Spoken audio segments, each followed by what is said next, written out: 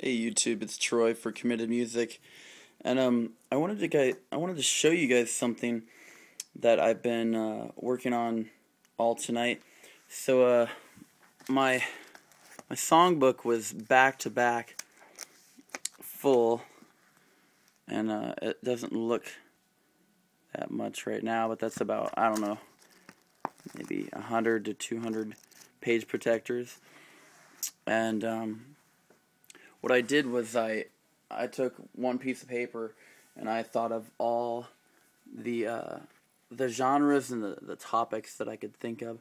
So the first pile is spiritual, and then next is family memories, rock, hit singles, attention getters, and comedic. There was an Adam Sandler song in here, and like Free Bird, Miley Cyrus. Just Survivor, Eye of the Tiger, the Cheers theme song, Britney Spears, stuff like that. Stuff that doesn't really, it's kind of funny. It's kind of like, when people yell Free Bird out. It's really, these are really to get the crowd kind of back as I'm performing like a 4-hour show, in between set lists and things like that, just to kind of get everybody's attention again and grab it. Next we got pop, self-explanatory. These are all self-explanatory. Country, blues. This pile in particular, I wanted to focus on like the lament of songwriting. So, we got like Mad World by Gary Jules from the Donnie Darko soundtrack, Prince's Purple Rain, The Animals' House of the Rising Sun, Pink Floyd's Hey You. It's a lot of The Thrill Is Gone, The Who, Behind Blue Eyes, a lot of songs like that I wanted to just kind of focus on, and so that's what I mean by blues. It's not B.B. King or like standard traditional blues. So, and then moving on to heavy metal, I don't have I don't have any right now, but I'm hoping to do some acoustic covers of definitely some Metallica songs, maybe a Tout le Monde by Megadeth, and things like that, and just really kind of tone down some heavy metal songs, not necessarily like ballads like Poison Every Rose Has Its Thorn or something like that. To me, that's like 80s metal, and would go in the rock pile over there. So that's empty for now. I'm gonna work on filling that. And R&B, it's basically just music that focuses on black artists in general. And when I say R&B, that means rhythm and blues. So it kind of detracts from blues. So they're kind of related, but they're actually a little bit separate. So that's why I had that distinction of the blues and like, sad sort of songs go in that pile. And so Fugees' Killing Me Softly, or Roberta Flack's original version, is in there. Bill Withers' Lean on Me. It's just songs that I can accent my voice on that. The thrill is gone, or lean on me when you're not strong. Stuff like that, where I can kind of accent on that vocal stylings within that. And then patriotic, this is kind of broad. I do have patriotic stuff such as Lee Greenwood's God Bless the USA.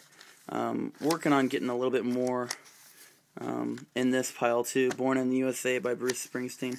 Just, it's almost loosely affiliated. This Jack and Diane by John Cougar. It mentions James Dean, Shady Tree, Taste Freeze. Kind of like the 1950s, 60s sort of mentality, and so that's why I put it into the patriotic category. And then next are the other 6 categories that I didn't actually think of is your obvious 90s, You Oughta Know, Deep Blue Something, Breakfast at Tiffany's, Closing Time by Semisonic. A lot of those are, so that's basically like 90s pile. And then this is the 80s, Aha's Take on Me. Everything, A Flock of Seagulls, that's your 80s pile. And this is kind of like your singer-songwriter stuff.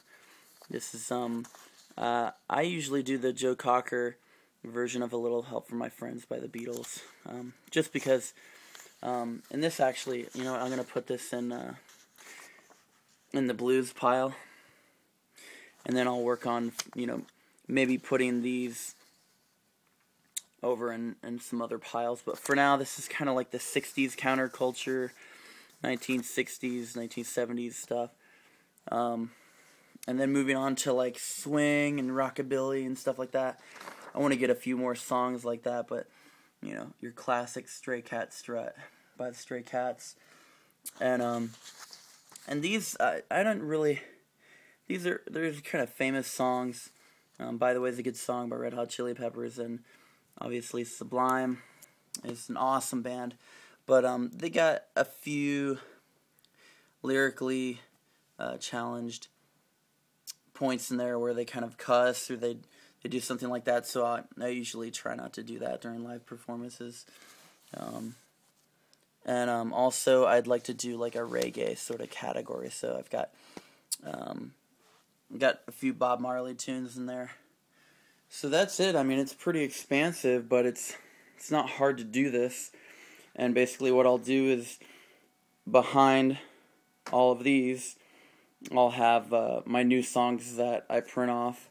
And this is a strictly, cover song booklet that I'll take to gigs and stuff like that. So, two main points is that, one, I can catalog it a lot easier. And basically I'll have the bigger groups like the rock and the pop, the country and the hit singles, all sort of in the middle of the book. So that's why I put them in the middle of all the piles like that. Okay, and then your other smaller genres or sections are going to be on the ends. And I mean, you could actually have a first section and take out of all these piles a really strong set list, like 5 to 10 songs, and they're 3.5 minutes. So do the math on that. It's about, you roughly want to play your first set for about 45 minutes, just to let everybody know, and management and whoever gave you that booking and that gig, that you're serious and you're long standing, and you can you have a lot of stamina. And the final thing is that what this does is it allows you to really take requests in a more streamlined manner. So what you can do is you could be like, they request some Tim McGraw,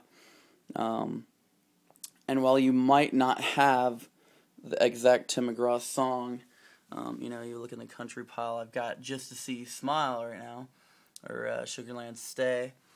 So you might be able to say, hey, I don't have that specific Tim McGraw song, but I think you're going to like this song right here.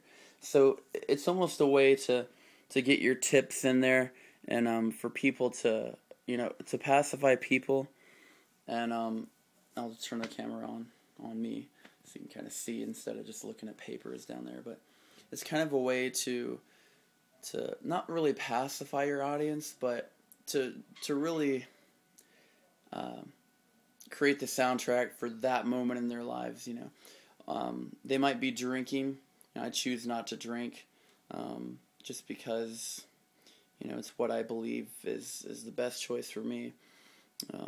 Saves a lot more money for guitars and buying strings and stuff like that. So that's just a short 10-minute little synopsis about why I believe this system is going to be really good for me, and why it can be good for you too, because it's just going to be a lot more efficient and to the point where you can just kind of flip to that section, and you'll have your little tabs on the side, and I think you're going to get a lot more tips and a lot more noticeability as far as what people are hearing, and that's going to lessen your breaks in between songs too. And you'll always be tuning and trying to fine tune